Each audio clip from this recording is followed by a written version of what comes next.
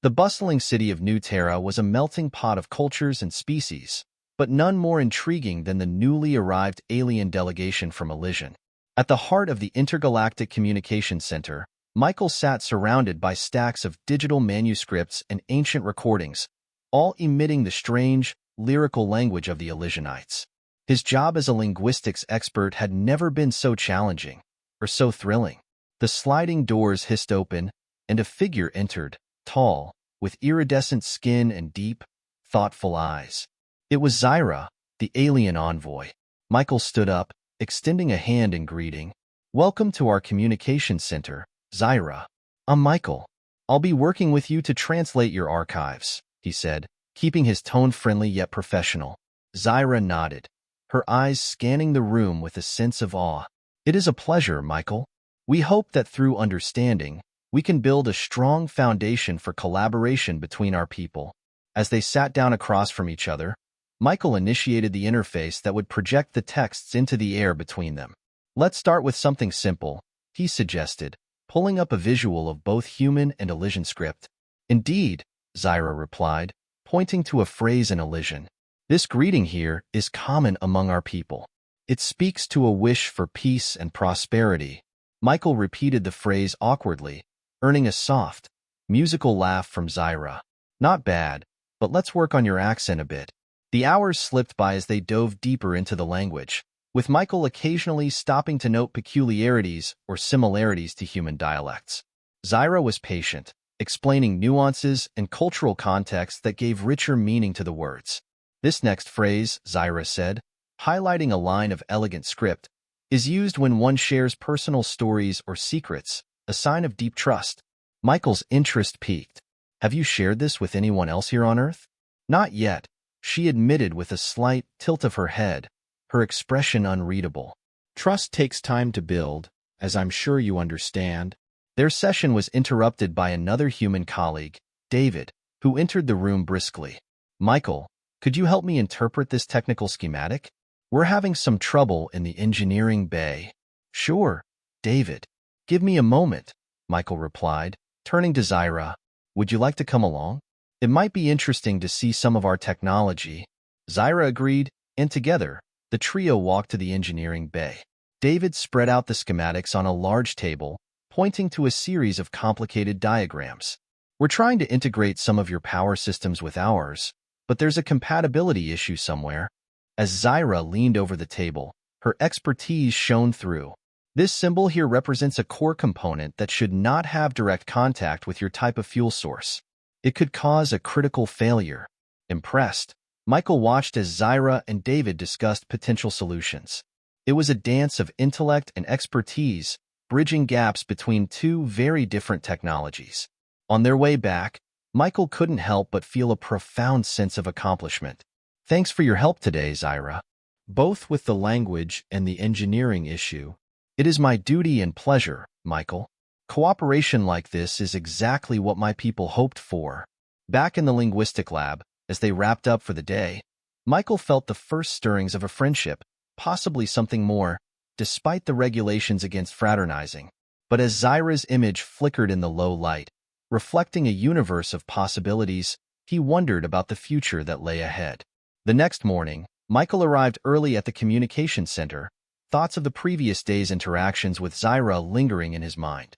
He was reviewing some Elysian grammar when the doors hissed open and Tom, his colleague and old friend from the linguistics department, walked in with his usual energetic stride. "Morning, Michael. I heard about the new project with the Elysian envoy. Need a hand?" Tom asked, eyeing the alien manuscripts with curiosity. "Actually, yes. I could use another set of ears on some of these translations." "Zyra's helping, but it's always good to have a familiar perspective," Michael responded, relieved at the offer. As they settled into their workstations, Zyra entered the room, her presence commanding yet serene. "Good morning, Michael, Tom. Shall we continue from where we left off?" Tom greeted her warmly, clearly intrigued by the opportunity to interact directly with an alien. "Absolutely. I'm eager to learn from you." They dove into the work, Tom quickly catching up under Zyra's guidance. The trio discussed linguistic structures and cultural expressions, their dialogue weaving a rich tapestry of understanding.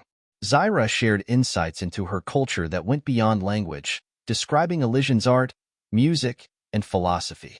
These expressions here, Zyra pointed out, are deeply philosophical. We believe that language shapes thought, and these words are used to inspire contemplative states. Tom, fascinated, leaned in closer. So, would you say that your language not only communicates but also influences behavior and thought? Exactly, Zyra nodded. It's more than mere communication. It's a pathway to greater understanding. Their session was briefly interrupted by Dr. Henry Reed, the head of the Communications Center, who peered interestedly at the ongoing work. How's the collaboration coming along? I must say, this is one of the most exciting projects we've had in years. We're making excellent progress, Michael replied. Zyra has been incredibly helpful in unlocking the nuances of her language. Dr. Reed nodded approvingly. Good. Remember, this is about more than just translation. It's about building a bridge between our worlds. Keep up the good work. As Dr. Reed left, the room settled back into a focused silence that lasted for hours, the only sounds being the soft tapping of keyboards and the occasional murmur of discussion. Later, as they took a break in the center's small lounge, Tom brought over a couple of coffees. You know, Zyra, Michael here is too modest to say it, but he's one of the best linguists we've got. If anyone can crack the complexity of your language, it's him. Zyra looked at Michael, a smile playing at the corners of her mouth. I am beginning to see that, Tom. Michael, your passion for languages is evident. It's refreshing to see such dedication. Michael, a bit embarrassed by the praise, shifted the topic. Zyra, are there similar roles to ours in your society? Individuals dedicated to the study of languages? Yes, they are called the voices of Elysian. They are scholars and diplomats, tasked with preserving and teaching our linguistic heritage, Zyra explained, her voice filled with pride. The conversation drifted from professional to personal, as they shared stories of their planets, their interests, and even their hobbies. Michael noticed how Zyra's eyes lit up when she talked about Elysian's vast libraries and the importance of storytelling in her culture. As the day wound down, Tom clapped Michael on the shoulder. Well, I'll leave you two to it. Today was an eye-opener. Thanks for letting me be part of it. Anytime, Tom. Thanks for your help, Michael said as Tom departed. Left alone with Zyra, Michael felt a connection forming, not just in terms of their work, but on a deeper, more personal level. Zyra, would you like to continue this conversation over dinner? There's a lot more I'd like to learn about Elysian. That would be delightful, Michael. There is much I wish to learn about your world as well, she responded, her smile widening. As they left the center together, the boundaries of their worlds seemed less defined. The possibilities of their newfound friendship, and perhaps something more, beginning to unfold. The discreet charm of Café Nebula on the outskirts of New Terra provided the perfect cover for Michael and Zyra to meet away from prying eyes. As they sat in a secluded corner under dim lighting, the ambience was a blend of quiet conversation and soft instrumental music. I've never been to a place like this, Zyra commented, looking around with interest at the eclectic decor that mixed elements from various cultures of the galaxy. It's one of my favorite spots. It's quiet and gives you a sense of privacy, Michael replied, handing her a digital menu. The food is a good introduction to Earth's diversity too.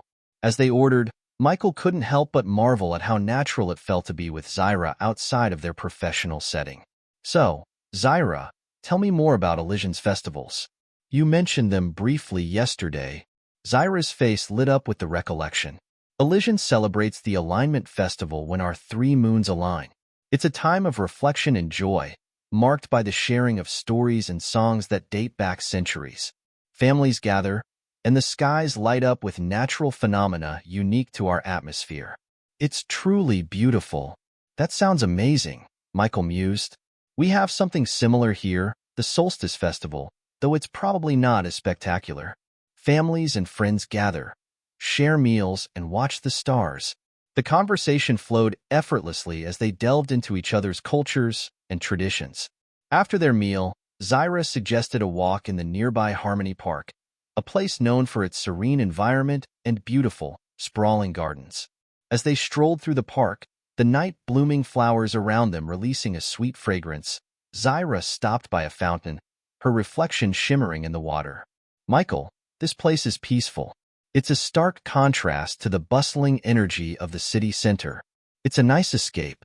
I come here often when I need to think or just unwind, Michael shared, watching her fascination with the simple play of light on water. Their conversation shifted gradually from cultural to personal. Back on Elysian, I have a small garden where I grow Kelia flowers. They're similar to your orchids, but glow in the dark. It's my sanctuary, Zyra revealed. I'd love to see that someday. Here, I only have a few potted plants on my balcony.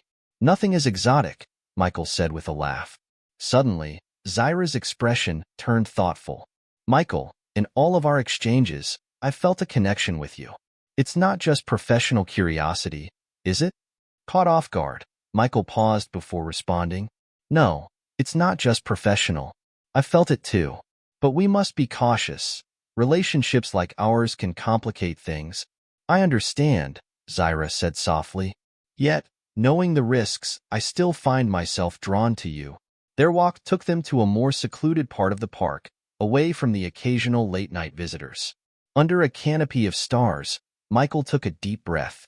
Zyra, there's so much at stake, but I can't ignore how I feel about you. We need to be discreet, but I want to see where this could go. And I as well, Zyra agreed, her hand reaching for his. Their fingers intertwined, a silent acknowledgement of the step they were about to take. As they walked back towards the city, their steps were light, their hearts heavy with the weight of their decision. They knew that each secret meeting, each stolen moment, would have to be enough for now. The path they were choosing was fraught with complications, but for now, the night held only possibilities. Late one evening, after a long session of translating complex Elysian treaties, Michael invited Zyra to his apartment for a quiet dinner. It was a bold move, one that would allow them to explore their growing connection away from the constraints of their professional roles. As Zyra stepped into Michael's apartment, she glanced around, taking in the earthy tones and personal touches, a stark contrast to the sterile environments of the official facilities. You have a lovely home, Michael. It feels very warm, Zyra commented, her voice soft, her gaze lingering on a set of framed photographs. Thank you, Zyra. I wanted it to feel welcoming. Here, let me take your coat, Michael offered, helping her with her light outer garment. Dinner was a simple affair, with Michael preparing a dish from Earth that he hoped would appeal to Zyra's palate. As they ate, the conversation meandered from casual to deep topics, touching on dreams, fears, and aspirations. Zyra paused, a thoughtful expression crossing her features. Michael, back on Elysian, I am often surrounded by people, but it's rare to feel genuinely understood. With you, it's different. I feel a sense of kinship. Michael smiled, touched by her words. I feel the same, Zyra. It's like discovering a part of myself I didn't know was missing. It's refreshing, and frankly, a bit surprising. After dinner, they moved to the living room, where soft music filled the background. Zyra looked curiously at the piano in the corner. Do you play? She asked. A bit, Michael admitted. Music has always been a way for me to express what words can't capture. He walked over and opened the piano, starting to play a soft melody. The notes floated in the air, creating a tranquil atmosphere. Zyra watched him play, her eyes reflecting the gentle light of the room. On Elysian, we have an instrument similar to this, but it's played in a range that's probably beyond human hearing. It's meant more for feeling than listening. Intrigued, Michael ceased playing and turned to her. Show me, he invited, moving aside to give her space. With a hesitant grace, Zyra approached the piano, her fingers hovering over the keys before pressing down gently, experimenting with the sounds. Her playing was tentative at first, then grew more confident, blending her alien technique with the familiar instrument, creating a hauntingly beautiful melody that seemed to fill the room with stars. That was beautiful, Michael said when she stopped, his voice filled with genuine admiration. Zyra looked up, a smile curving her lips. Thank you for sharing this piece of your world with me. They spent the rest of the evening talking and exploring each other's cultures further. As the night grew deep, they found themselves sitting closer on the couch, their conversation dwindling to a comfortable silence. Michael took a deep breath, the weight of his next words pressing on him. Zyra, being with you tonight, it's made me realize how much I've come to value you. Not just as an envoy from Elysian, but as someone very special to me. Zyra reached out, her hand brushing against his. And you, Michael. I am aware of the rules we are bending, the potential consequences. Before she could finish, Michael gently placed his fingers over her lips. Tonight, let's not talk about rules or consequences. Let's just be here, together. Their eyes locked, and the distance between them closed as they leaned in for a kiss. It was a tender moment, filled with the warmth and wonder of their connection. As they pulled away, the look they shared was one of mutual understanding and desire, acknowledging the depth of what was blossoming between them. The night stretched on as they explored this new, intimate territory, their conversations interspersed with moments of closeness that felt both exhilarating and inevitable. As dawn approached, they knew they faced uncertainties, but for now, they reveled in the discovery of each other, in a world that felt entirely their own. The serene bubble of Michael and Zyra's secret rendezvous burst unexpectedly one afternoon. The leak came through an anonymous tip to the Intergalactic Communications Center's Oversight Committee. As Michael arrived at work, he was met with the stern faces of the committee, along with his supervisor, Dr. Henry Reed, and another high-ranking official from the Human Diplomatic Corps, Ambassador Johnson. Michael, we need to discuss a matter of grave importance that has come to our attention, Dr. Reed began, his tone unusually severe. Ambassador Johnson, a tall, imposing figure with a reputation for his no-nonsense approach, continued, It's come to our notice that you've been engaging in unauthorized personal interactions with Envoy Zyra. You understand the regulations against fraternizing with extraterrestrial diplomats during active service. Michael's stomach churned as he stood there, facing the collective scrutiny. Yes, I understand the regulations, but nothing, Michael. This isn't just about breaking rules. Your actions could jeopardize diplomatic relations with Elysian. We're trying to build trust, not sow discord, Ambassador Johnson interjected sharply. Dr. Reed, who had always been a mentor to Michael, looked disappointed. We had high hopes for your role in this project, Michael. Your expertise in linguistics is unmatched, but this lapse in judgment is concerning. Feeling the walls closing in, Michael sought to defend his actions, his voice firm yet respectful. I understand the concerns, but my relationship with Zyra has only deepened our mutual understanding. It's enhanced our work, not hindered it. Before more could be said, Zyra herself was brought into the room, escorted by another member of her delegation. She looked calm, but her eyes briefly flashed with concern when they met Michael's. Ambassador Zyra, were you aware of the rules regarding personal engagements with human staff? Ambassador Johnson asked, his gaze fixed on her. Yes, I was aware, Zyra replied, her voice steady. However, I believe that our personal relationship has not interfered with our duties. On the contrary, it has provided deeper insights that have benefited our mission. This isn't about benefits. It's about protocol and the potential implications for our broader diplomatic efforts, snapped Johnson. The room fell silent as the weight of the situation settled over everyone present. Dr. Reed finally spoke. Michael, Zyra, we need to review this matter thoroughly. For now, Michael, you're suspended from your duties pending a full investigation. Zyra, we'll need to discuss this with your government as well. As they left the meeting room, Michael and Zyra found a moment to themselves in the quiet hallway. I'm sorry for all this, Zyra. I never wanted to put you or the mission in a difficult position, Michael said, his voice low. Zyra shook her head slightly. There is nothing to apologize for, Michael. We did not intend harm. Perhaps we were naive to think it could remain simple.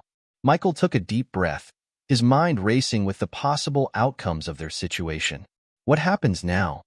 We wait, Zyra said, her hand reaching out to briefly squeeze his. We wait, and we hope that those in power see the truth of what we've built together, not just the rules we've broken. They parted ways, each returning to their respective realms of uncertainty. The consequences of their choices loomed large, but the bond they had formed was unshaken, even in the face of daunting challenges ahead. After the tension-filled meeting, Michael found himself pacing the confines of his apartment, his mind in turmoil. He hadn't heard from Zyra since their brief conversation in the hallway, and the silence was unbearable. He was startled out of his reverie by a knock at the door. Glancing through the peephole, he saw Tom, his friend and colleague, standing outside. Opening the door, Michael was greeted with a sympathetic look. "Hey, Michael. Heard about the suspension. Tough break," Tom said as he entered, carrying a couple of takeout bags filled with food. "Yeah, it's a mess. Thanks for coming by," Michael replied, managing a weak smile as he took the bags and set them on the kitchen counter. As they sat down to eat, Tom's expression grew serious. "So, what's the plan? Any word from the Elysian delegation?" "Not yet. I'm in the dark as much as anyone, but I can't just sit here and wait for a decision. I need to do something, Tom," Michael said, frustration edging his voice. Tom nodded thoughtfully. "I've been thinking, if you're planning to see this through with Zyra, why not go to her? If you wait for the committee to decide, it might never go in your favor." The suggestion struck a chord in Michael. "Go to her? You mean, to Elysian?" he asked, his mind racing with the possibilities and dangers of such a move. "Well, maybe not that far, but find a way to be together until things cool down. A sort of self-imposed exile," Tom proposed, taking a bite of his food. Michael considered it. The idea was radical, risky, and would turn them into fugitives. But it was action, a chance to take control of their situation. "It might just work, but I'll need to contact her first, see if she's even willing to take that risk with me." "Leave that to me. I know a guy in communications who can get a message to her discreetly," Tom offered, already pulling out his phone. Gratitude washed over Michael. "Thanks, Tom. I don't know what I'd do without you." Later that evening, Tom's contact came through, and Michael sent a message to Zyra, proposing the idea of meeting at an undisclosed location away from the prying eyes of their superiors. Within hours, Zyra responded affirmatively, her message concise. "I'll meet you at the old observatory at dawn. We can decide our next steps together." The next morning, under the gray pre-dawn sky, Michael drove to the old observatory, a place once used for celestial studies but now abandoned and forgotten. Zyra was already there, waiting by her vehicle, looking out at the horizon. As he approached, Zyra turned to him, a small smile breaking through her anxious demeanor. "Michael, you came." "Of course I came. I meant what I said about us." "About seeing where this could go," Michael replied, reaching for her hand. They stood together for a moment, taking in the silent beauty of the dawn. "We need to leave Earth, at least for now. Find somewhere quiet where we can be together without the threat of discovery," Michael suggested. Zyra squeezed his hand. "I know a place. A small station on the outer rim of the Elysian sector. It's remote and mostly used for scientific research, not strategic, and rarely visited by anyone important." "That sounds perfect. But Zyra, are you sure? If we do this, there's no going back." "We'll be fugitives," Michael cautioned, searching her eyes for any doubt. "I'm sure. Wherever this leads, I want to face it with you," Zyra affirmed, her voice steady. With a plan set, they climbed into her vehicle, leaving their old lives behind. As they drove away, the sun crested the horizon, casting long shadows behind them but illuminating the road ahead. Together, they ventured into the unknown, fugitives of love in search of a peaceful haven. Michael and Zyra had been living in their secluded haven on the outer rim for weeks, adapting to a simple, quiet life far removed from the scrutiny of their respective governments. Despite the tranquility, the shadow of their past actions hung over them like a silent specter. It was during one such peaceful afternoon that their respite was interrupted. Zyra received a secure transmission from Elysian. Her face paled as she read the message. "It's from the Elysian Council," she said, handing the tablet to Michael with a trembling hand. "They've discovered where we are." Michael scanned the message, his brow furrowing. "They're giving us an ultimatum. Return to face disciplinary actions, or remain in exile forever. They're cutting off all formal ties with us." Zyra's eyes met his, filled with a storm of emotions. "What about Earth? Your people?"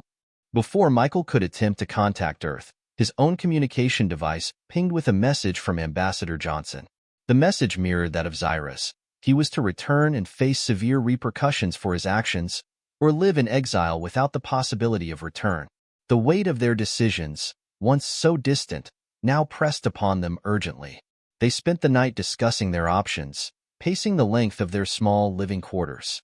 The following morning, Tom's face appeared on their screen, his expression grim. "I've heard from the ambassador, Michael. It's not looking good back here.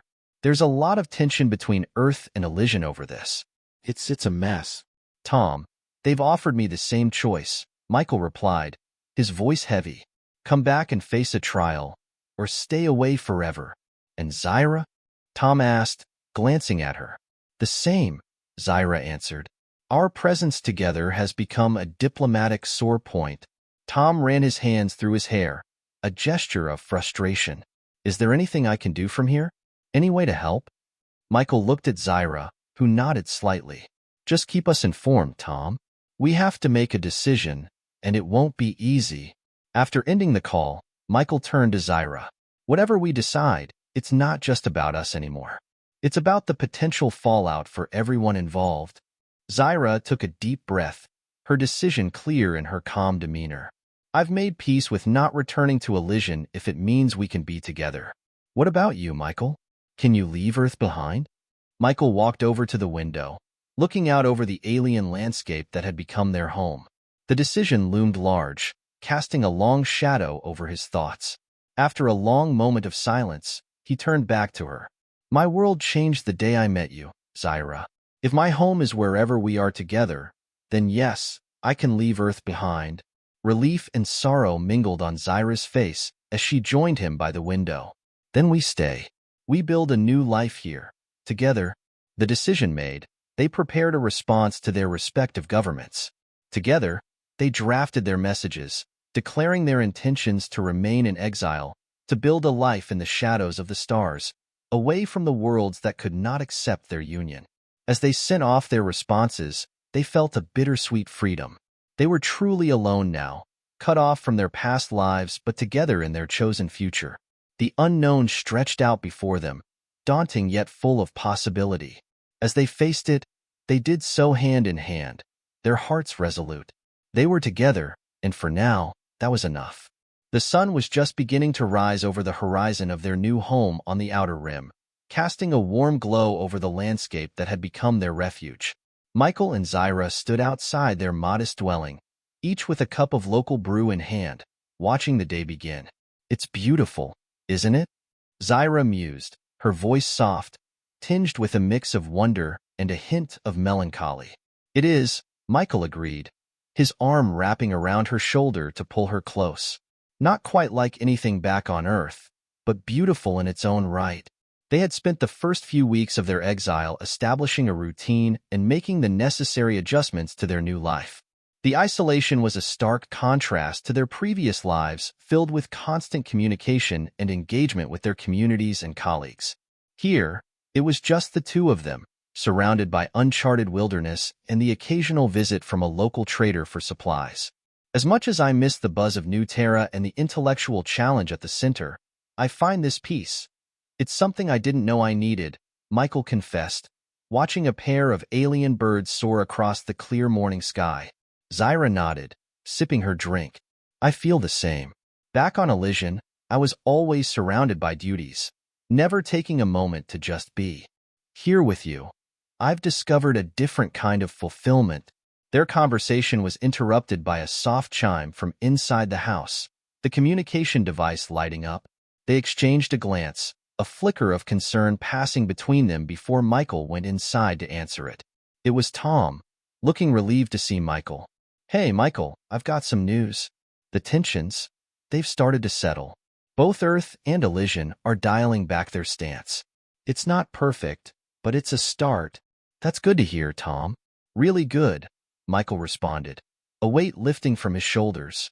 "How are things on your end?" "Busy, as always, but manageable.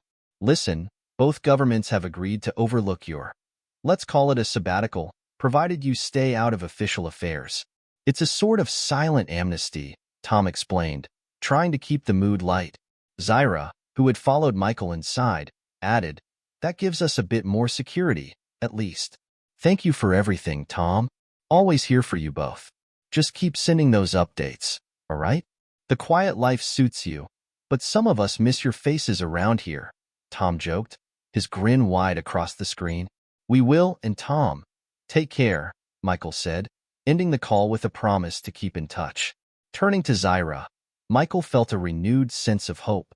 Looks like we've got a chance to make this work without looking over our shoulders constantly. Yes, a chance to build something new. Just for us, Zyra agreed, her hand finding his. Let's start by exploring more of this world. There's so much we haven't seen yet. Hand in hand, they stepped outside, their path unmarked and open before them. They spent the day walking through the nearby fields and hills, discussing plans for the future. Perhaps they would start a small farm or study the local flora and fauna. The possibilities seemed endless now that the immediate threat had lessened. As the sun set, casting long shadows and bathing the land in a golden light, they returned home. That evening, as they prepared dinner together in their small kitchen, the simplicity of the moment was not lost on them. This is it, our new beginning, Michael said as he looked over at Zyra, who was chopping vegetables. It's perfect, she replied, smiling, trapped in a forbidden love affair with an alien warrior. Yet here we are, free in ways we never imagined. The night came, bringing with it a quiet that was deep and comforting.